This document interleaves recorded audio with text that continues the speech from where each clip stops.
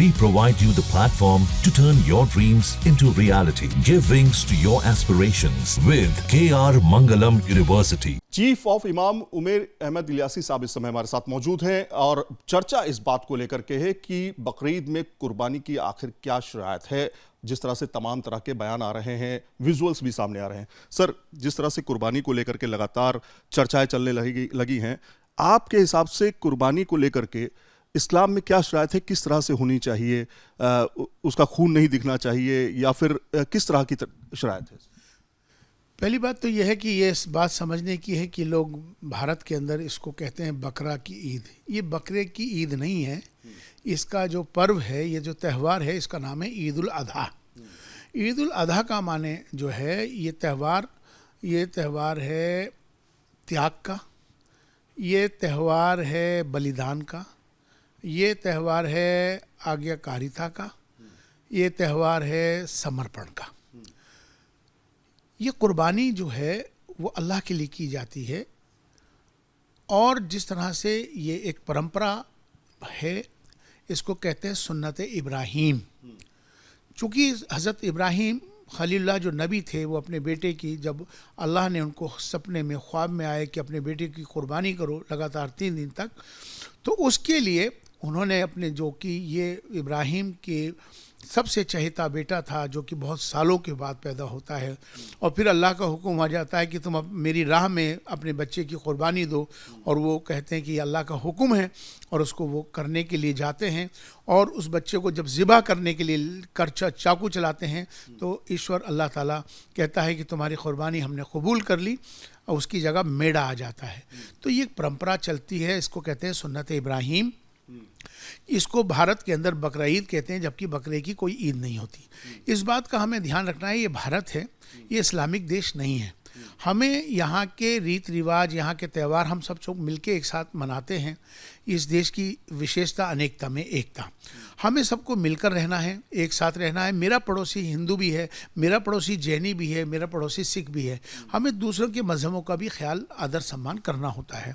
ये परंपरा है, ऐसे करना चाहिए। उसके लिए जिसके पास जो साहिब हैसियत है वही लोग इस परंपरा को करते हैं। तो मुझे लगता है कि हमें ये बात समझने की है कि इसके बहुत सारे नियम हैं। इसके जो बहुत सारे नियम हैं, उस नियमों में जो सबसे पहला नियम है कि ये कुर्बानी अल्लाह के लिए है, अल्लाह की रज़ा के लिए है। इसमें किसी तरह का कोई दिखावा नहीं होना चाहिए। आम तौर पे लोग इसको कुर्बानी को बहुत महंगे महंगे लाखों रुपए के बकरे लेते हैं और दिखाते हैं और दिखावे के साथ उसकी कुर्बानी करते हैं, जबकि इस तरह के कोई तौर तरीका नहीं है। इसमें बहुत हमें इसका ख्याल रखना होता है कि हम अल्लाह के लिए कुर्बानी कर रहे हैं, जो कि अल्लाह की रज़ा के लिए है, ना कि किसी बंदों को खुश करने के लिए। तो मैं इसमें जो नियम है उसमें यही नियम है कि हम चूँकि भारत में रहते हैं, भारत में बहुत से जो जानवर हैं जिनकी इजाज़त नहीं है, उसकी कुर्बानी बिल्कुल नहीं करनी चाहिए, फिर वरना वो कुर्बानी नहीं मानी जाएगी। तो कुर्बानी के लिए चूँकि भारत है, चूँकि अरब के अंदर तो ऊँट होते हैं तो वहाँ ऊँट की कुर्बानी होती है, भारत के अंदर बकरे की कुर्बानी की जाती है और भैंस की जाती है। इसके अलावा यहाँ पर अगर कोई और जानवर जिस पर पाबंदी है, उसकी कुर्बानी नहीं करनी चाहिए और वो कुर्बानी मानी भी नहीं जाएगी। शरीयत भी इसकी इजाज़त नहीं देता। तो इसलिए हमें इसका ख्याल रखना है अपने पड़ोसी का।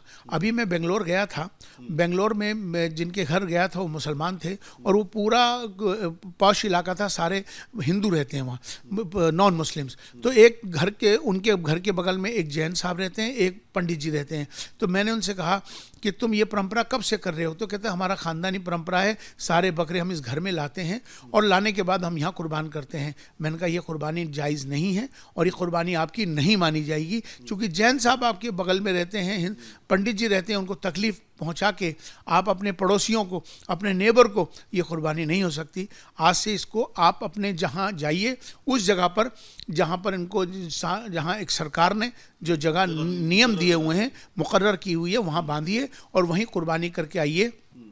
जो कि आपके पड़ोसी का दिल ना दुखे। अगर पड़ोसी का दिल दुखेगा तो आपकी कुर्बानी नहीं मानी जाएगी। तो इसलिए मैं तमाम मुसलमानों से कहना चाहता हूं कि कुर्बानी में दिखावा ना हो, नंबर एक। दूसरी बात यह है कि कुर्बानी जो हमारा प्रशासन, हमारी जो गवर्नमेंट, जो सरकार ने जो नियम जो बनाए हैं उसके मुताबिक उनको उस पर अमल करना चाहिए। उन जगहों को जो चिन्हित कर दी गई हैं वहीं पर कुर्बानी करें और वहीं पर ही अपना सारे मामलात को करें, दूसरों को तकलीफ ना दें। तीसरी बात यह है कि खून जगह जगह ना बहाएं।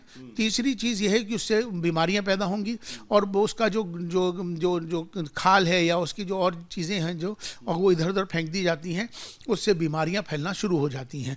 तो बीमारी सबको लगनी शुरू हो जाएंगी, सबको तकलीफ पहुंचेगी, तो तकलीफ वाली कुर्बानी जायज़ नहीं होती।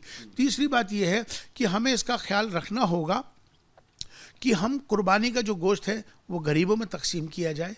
जिनकी यहाँ कुर्बानी नहीं हुई तो उनका भी हमें ध्यान रखना होगा।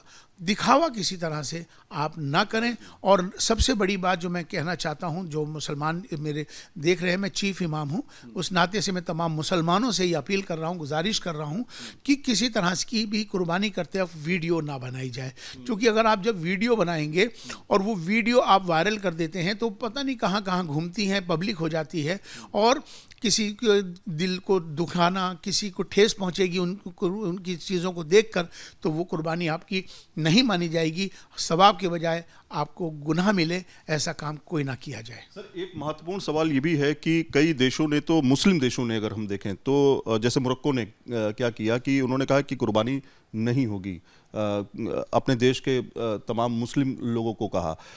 भारत में चूंकि डाइवर्सिटी है, तमाम लोग रहते हैं, धर्म अलग अलग हैं, लोग मान्यताएं अलग अलग हैं, लेकिन यहाँ पर सवाल ये भी है कि क्या कुर्बानी करना बहुत ज़रूरी है, ये माना जाता है?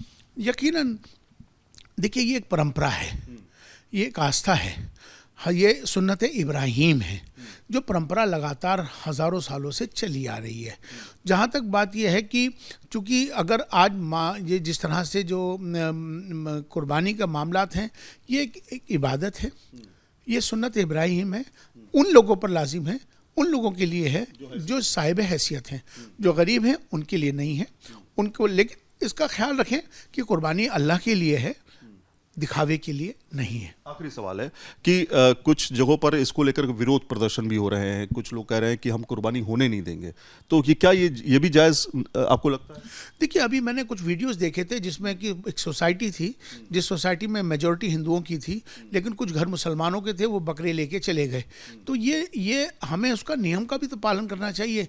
जहाँ मेजॉरिटी हिंदुओं की है और उनको दिक्कत हो रही है, तो मुसलमानों को भी तो ये चाहिए ना कि मतलब उन कुर्बानी को इसको ये कि इबादत है, ये इसमें दिखावा करना या किसी दूसरे को तकलीफ पहुंचाना, ये वो ठीक नहीं है। तो इसलिए नियम को फॉलो करना चाहिए। कुर्बानी हो ज़रूर हो, लेकिन उसका नियम और उसके कानून को ध्यान में रखते हुए करनी चाहिए। तो कुल मिलाकर के कुर्बानी को लेकर के एक बार फिर से पूरे भारत में अलग अलग जगहों पर तमाम तरह के प्रदर्शन हो रहे हैं। कोई कह रहा है कि कुर्बानी होनी नहीं चाहिए, कोई कह रहा है कि कुर्बानी अगर हो रही है तो खुले में नहीं होनी चाहिए। उत्तर प्रदेश सरकार ने भी अपने नियम जो हैं वो लागू कर दिए हैं।